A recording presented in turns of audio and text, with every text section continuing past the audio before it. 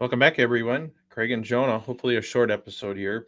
Um, we had some interesting comments on one of our last videos, episode 256. You want me to put them up? You bet. Let me see if I can get them on, and let me see if I can get us down. No, that's not what I want. Yeah. Is that good? Yeah. Probably blocking the comments. Oh, you can see them up to the side. Oh, you're right. So I'm going to try and make that as big as I can. God, man. All right. So the first comment that I really liked was from DJB, who said, "Afternoon delight is their bread and butter.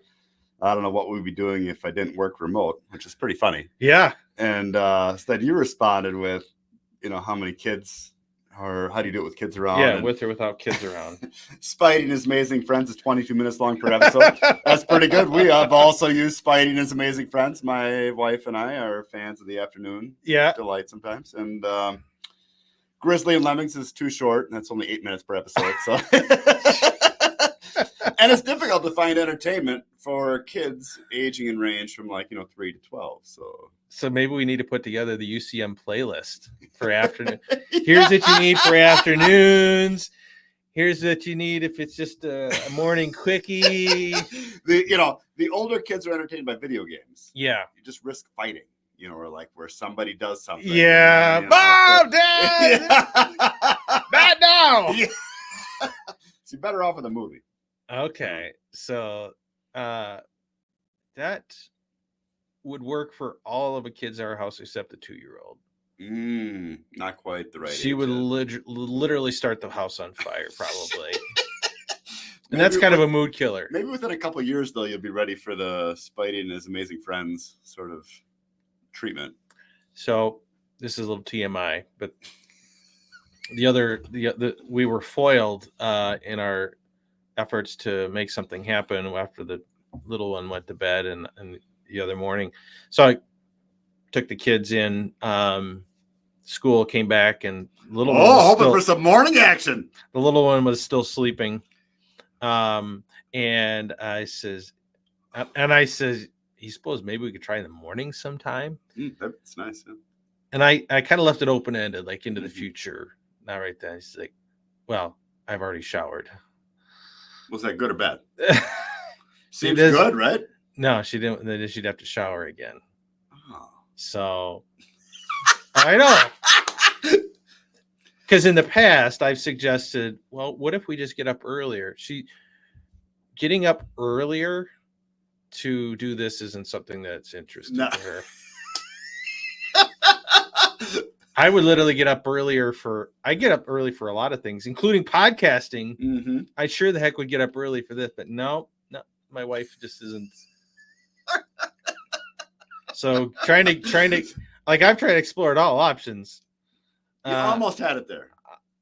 So that was after the first or second failed attempt, and then I said, and I think I revisited. And I said, what do you think we could at least talk about morning? She's like, maybe. So I got a maybe. Got a solid maybe. That's something to build on, right? It would solve a lot of our problems. It's true, especially with the kids being at school. Yeah, kids are at school. The house is quiet. It's very reasonable. Otherwise, it's a great way to start the day. Night times are just very stressful for us. Especially you got to wait till like midnight. Yeah, and I'm tired, and she's tired, and I don't know. I think we've defaulted to that for so long. We're just an old married couple. You're in the rut. We're in the rut. But maybe we're just maybe we're gonna try and break through that. So, but then we got to talk about this other set of comments here. This was the most interesting set of comments. I don't know if people can see it, so I'll just read it quickly. So the key part to marriage. So someone came in. This is Louis VD3UR, which I assumed was a guy. Turns out it's not. Got the earth as a picture. Yeah. She says the key part to marital intimacy and unity is never saying no. I'm thinking there's no way a lady wrote this. Yeah.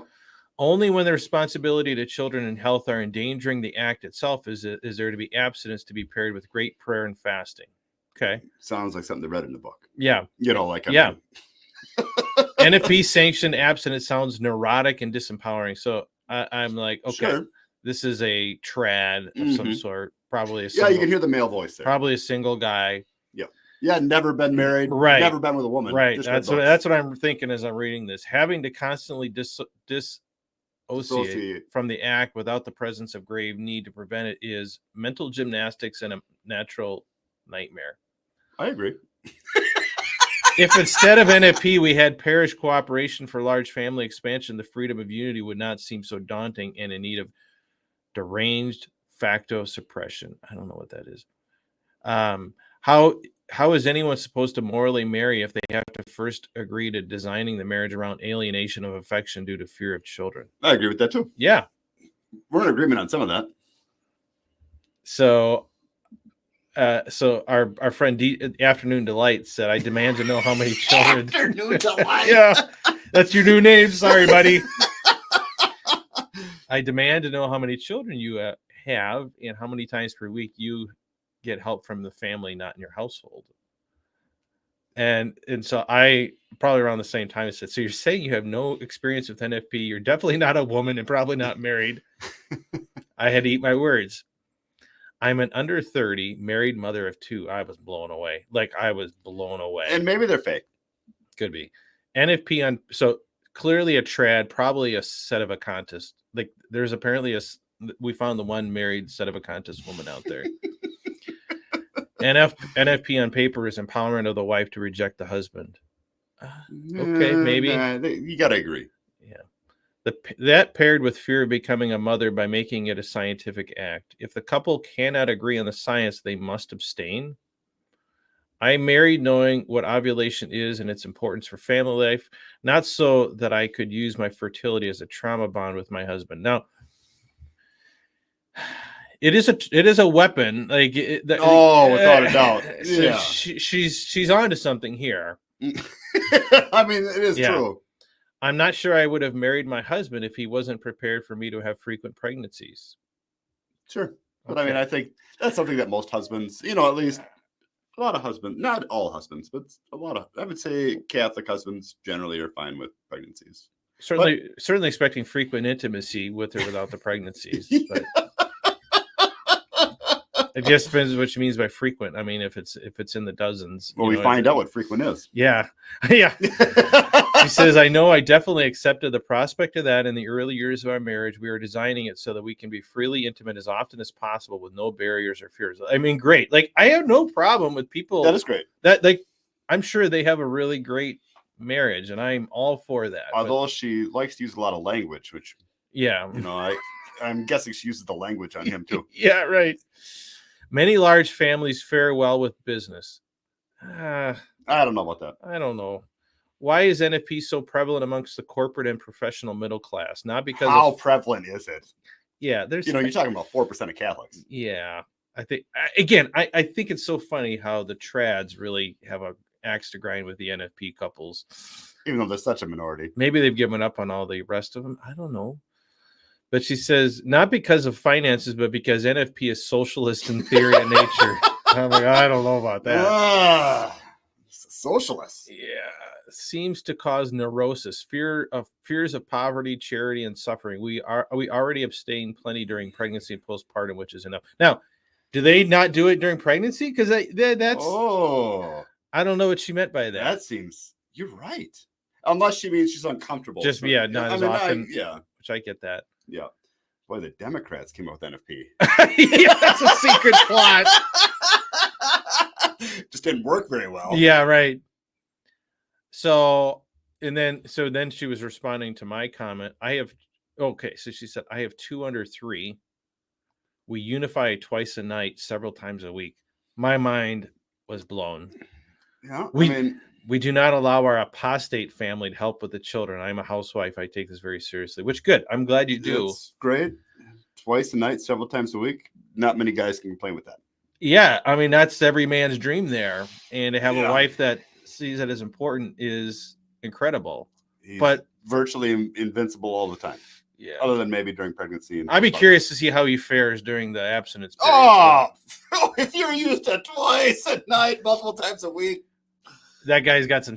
He's going to confession. Yeah, I would have to think so, but I don't want to make assumptions. So what are the odds, though?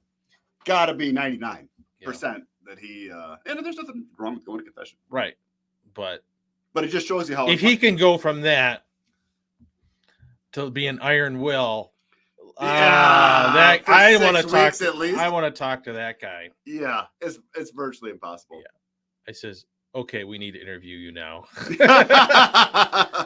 I absolutely want to interview her. And her husband. I am amazed and my mind is blown, and I would love to look under the hood of this a little bit. Please come on the show and tell us how it's done.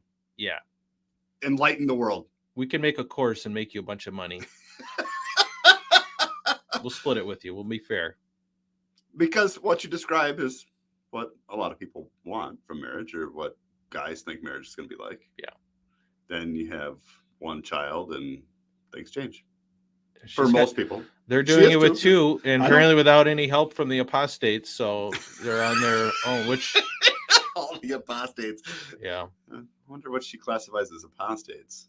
Nova Sordo? I'm guessing we would fall into that category if we were within their family tree, which, okay. I mean, we're used to being called that. Yeah. More heretic than apostate, but whatever. We So, how about that? Apostates trying to become apostles. Yeah, that's right. We're all sinners on the road to... Mm-hmm. So... Yep. Everybody needs to go to confession. Yeah. So, how about that, huh? That's wild.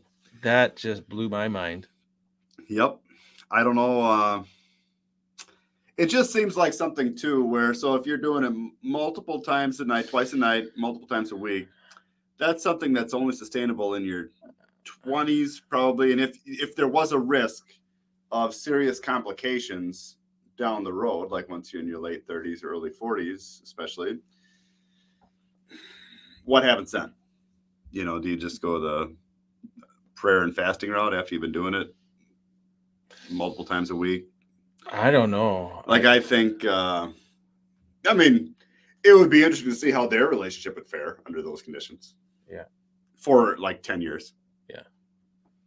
This isn't Slade's wife, is it? No, I think they got more kids in there. I don't know. Slade acting as his wife? Maybe his burner account. Yeah.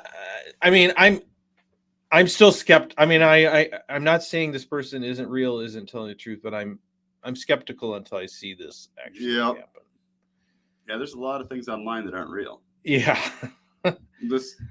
So please come on the show. Yeah, we would. Man, I would love to talk to you if you're willing. Your husband too, but I would very much rather like to talk to her and understand how this works, because you are a unicorn. Absolutely. Absolute unicorn here. And I think a unicorn that most good Catholic men would be happy to have. Yeah. But without a doubt, it doesn't seem to be very common. And that's not a slight against our wives or anything, but that's not my wife would not write that. Okay. Neither would mine. So yeah. Anyway, and how she came to that conclusion, or just what her background I mean, if she grew up in that, I mean, yep. If you grew up in that environment, whatever, I just think it's hard for me to imagine her writing that 10 years from now with 8 children and still being able to say that's all true. I'm skeptical of that. I'm very skeptical of that. Like, was she brought up by or taught by her mom, maybe that she's supposed to take care of her husband in that way, or how does that work? Where does that? Yeah. Because it is an absolute willingness and sacrifice on her part. Mm-hmm. Absolutely. I mean, that's true bravery. Yeah. So I don't know, but please come on the show. Please. Yep. So, yeah. Wow. I'm just blown away. So, yep. Come on the show. All right. All right. Afternoon Delight Part 2, because once is never enough. That's right. Thank you, those who comment, and please continue to do so. Thank you, Jonah. Until next time, everyone.